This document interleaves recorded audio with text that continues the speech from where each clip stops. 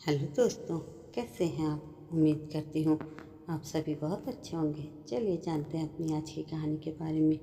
सुंदरलाल अपने ही ख्यालों में खोया हुआ घर की खिड़की से बाहर एक औरत को एकटक देख रहा था। अचानक पीछे से उसकी पत्नी ने आवाज़ देते हुए कहा कि सुबह सुबह किससे तुम्हारा आँख मटक्का हो रहा है। पत्नी की कड़कदार आवाज़ सुनते ही सुंदरलाल पर मानो घड़े पानी पड़ गया हो। पहले तो सुंदरलाल ने अपनी चिकनी चुपड़ी बातें करके बात को टालने की कोशिश की, लेकिन जब पत्नी के सामने कोई दाल नहीं गली तो उसने कहा कि वह सामने बस स्टैंड पर खड़ी एक सुंदर सी औरत मुझे हंस कर देख रही थी।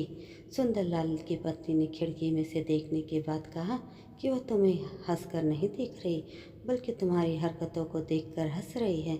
सुंदरलाल ने आगे सफाई देते हुए कहा, नहीं नहीं, ऐसी बात नहीं है। यह औरत तो रोज़ मुझे स्माइल देती है। पत्नी ने कहा, ध्यान से देखो, वह तुम्हें स्माइल नहीं दे रही। मैंने भी जब तुम्हें पहली बार देखा था तो मैं भी बहुत देर तक अपनी हंसी नहीं रोक पाई थी। वैसे मुझे एक बात समझ में नहीं आती कि तुम्हें अब इस उम्र में लड़कियों को देखने का यह कौन सा नया चस्का लग गया है। पत्नी ने माथे पर हाथ मारते हुए कहा, हे भगवान, तूने मेरी किस्मत में ऐसा क्या लिखा है जो इस तरह के निठल्ले आदमी के चंगुल में फंसा दिया है। सुंदरलाल ने अपनी पत्नी से कहा कि एक तो मेरी किस्मत मेरा साथ नहीं दे रही, जो कई सालों से घर में खाली बैठा हुआ हूँ, उस पर तो मेरे घाव पर मरहम लगाने के बजाय कम से कम इस तरह नमक तो न छिड़को। सुंदरलाल की पत्नी ने उससे कहा कि यदि अब तुम एक और अक्षर भी बोले तो मैं तुम्हें अभी तलाक देकर हमेशा हमेशा के लिए अपने मैके चली जाऊंगी।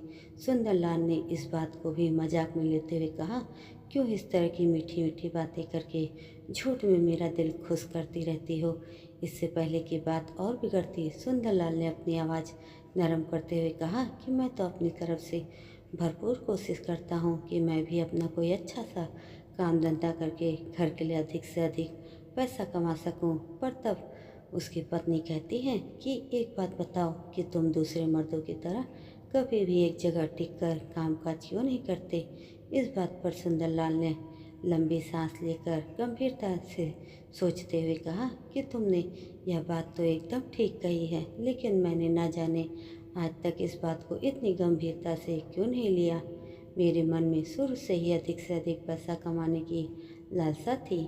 कॉलेज की पढ़ाई खत्म करते करते मैंने देखा कि कॉलेज के प्रोफेसर को बहुत अच्छी तनख्वाह मिलती थी, तो मैंने प्रोफेसर बनने की सोच ली।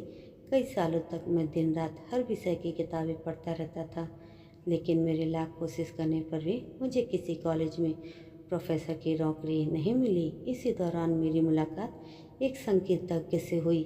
उसके कुछ कार्यक्रम देखने पर मैंने यह पाया कि इस धंधे में पैसे के साथ साथ नाम और प्रतिष्ठा दोनों ही आसानी से मिल सकती हैं। तो मैंने अपनी सारी पूंजी और समय संगीतकार बनने में लगा दिया। यहाँ भी मेरी किस्मत ने मेरा साथ नहीं दिया और कई वर्षों बाद मैंने पाया कि मैं जहाँ से चला था अभी वहीं खड़ा हूँ। अब क्योंकि मेरे मन को दिन रात अमीर बनने के सपने देखने की आदत सी हो गई थी, तो मैं हर समय ऐसे मौके तलाशने लगा जहाँ से आसानी से पैसा कमाया जा सके। लेकिन कई बार कोशिश करने के पर भी कोई भी धंधा ठीक से नहीं चल पा रहा था।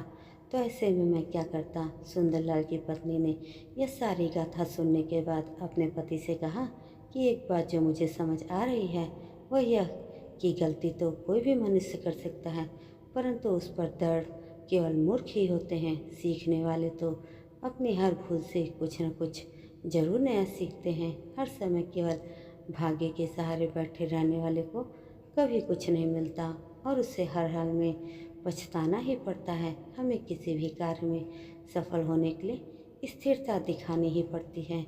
दोस्तों, यह कहानी आपको कैसी लगी कमेंट करके ज़रूर बताइएगा और ऐसी अन्य कहानियों के लिए मेरे चैनल को भी सब्सक्राइब जरूर करिएगा।